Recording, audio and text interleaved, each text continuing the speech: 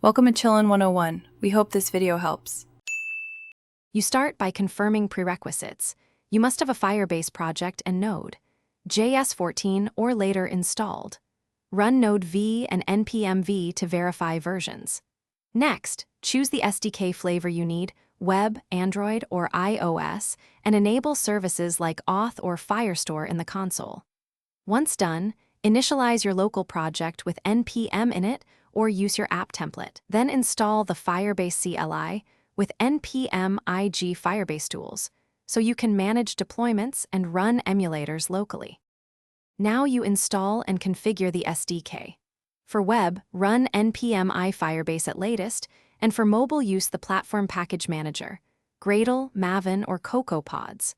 Authenticate with Firebase login, then run Firebase init to set hosting, functions, or emulators. Import the SDK modules you need, for example Auth and Firestore, and initialize with your app config object. Make sure to use environment variables or secret management to store API keys and service account files, because hard-coding credentials exposes them to risk. Finish by testing locally and deploying. Start the emulators or run your web app on localhost to verify auth flows and database reads. Once tests pass, deploy with Firebase. Deploy only hosting or include functions as needed.